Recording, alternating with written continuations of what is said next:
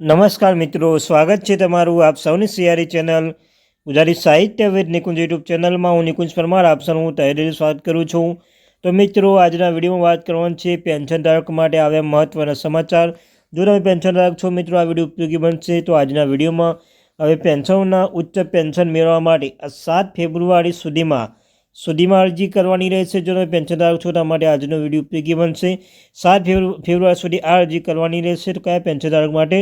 તે પહેલાં WhatsApp channel તમે જોઈ શકો છો મિત્રો. વોટ્સઅપ ચેનલ ટેલિગ્રુપ બંને બનાવે છે. તેને લિંક ડિસ્ક્રિપ્શન મૂકું છું, વિડીયોના આવશે, જોઈન થઈ જજો.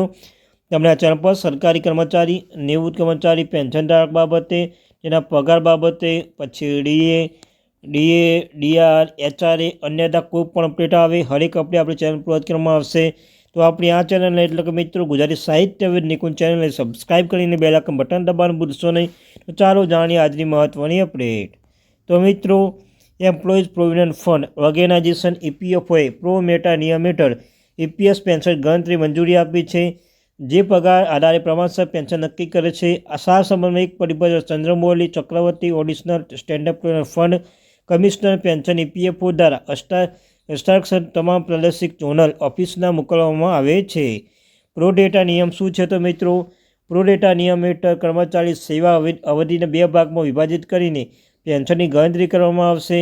આ નિયમ 1 સપ્ટેમ્બર 2024થી અમલમાં છે અને તે કર્મચારીઓને લાગુ પડે જેમણે તેમને PF યોગદાન રકમ નિયમિતપણે જમા કરાવી છે. નવેમ્બર 1975 ઓગસ્ટ 2014 સમયગાળા માટે પગાર મર્યાદા 6,500 હશે અને સપ્ટેમ્બર 2000 પછીના મર્યાદા 15,000 રૂપિયા હશે. આ મર્યાદા ઉચ્ચ પેન્શન યોજના હેઠળ આવરી લેવામાં આવેલા કર્મચારીને લાગુ પડશે નહીં, પરંતુ તેમના પેન્શનમાં ઘટાડો થઈ શકે છે કારણ કે તે 2 ભાગમાં વહેંચવામાં આવે છે. સુપ્રીમ કોર્ટના આદેશ અને શ્રમ મંત્રાલયની મંજૂરી. શ્રમ મંત્રાલય પ્રોડેટા નિયમ અંગે વિવિધ પક્ષો દ્વારા ઉઠાવવામાં આવેલા ચિંતાઓની નોંધ લીધી હતી. જોકે સુપ્રીમ કોર્ટના નવેમ્બર 2022માં આપેલા તેના ચુકાદા ટ્રસ્ટ દ્વારા સુધાર બાયલોને માન્યતા આપવામાં ઇનકાર કર્યો છે. ઉચ્ચ પેન્શન માટે અન્ય સૂચનાઓ. મુક્તિપ્રાપ્ત સંસ્થાઓ જેની પોતાની PF ટ્રસ્ટ વ્યવસ્થા છે, કર્મચારીને ઉચ્ચ પેન્શન પાત્ર સંબંધિત ટ્રસ્ટનો નિયમ પર આધારિત છે.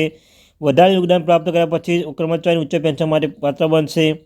સંશોધન લીધે બાકી રકમ તે જ મહિને પગાર ઉમેરવામાં આવે છે. કલમ 14B હેઠળ કોઈ દંડ લેવામાં આવશે નહીં, પણ બાકી રકમ પર વેચ વસૂલવામાં આવશે.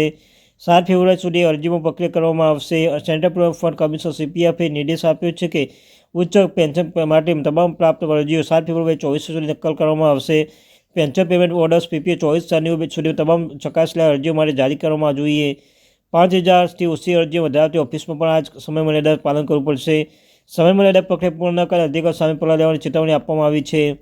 વિલંબ માટે કારણ અને ઉકેલ. CPF કમિશનર કચેરીમાં અરજીઓના વિલંબ અગ્રતા અંગે નારાજગી વ્યક્ત કરી છે. ઉચ્ચ પેન્શન ગણતરી માટે સમયસર માર્ગદર્શી વધારાની ડેટા એન્ટ્રી ઓપરેટર પ્રદાન કરવામાં આવ્યા હતા. કેન્દ્રીય કાર્યાલય પર વારંવાર નિષ્ફળતા બંધ કરવાની સલાહ આપવામાં આવી છે. જોકે કેટલીક ઓફિસો સમયસર કામ પૂર્ણ કર્યું છે. નિષ્કર્ષ, EPFO પ્રો ડેટા નિયમ ઉચ્ચ પેન્શનની પ્રક્રિયા સરળ અને ઝડપી બનાવવા માટે કડક પગલાં લઈ રહી છે અને કામદાર પેન્શનની સમયસર ચૂકવણી અગ્રતા આધારે પડતર કેસોના નિરાકરણ પર ભાર મૂકવામાં આવ્યું છે. થેન્ક યુ વેરી મચ મિત્રો. ગુજરાતી સાહિત્ય વિદ નિકુંજ ચેનલને સબસ્ક્રાઈબ કરી લો, બેલ આઇકન બટન દબાવવાનું ભૂલશો નહીં.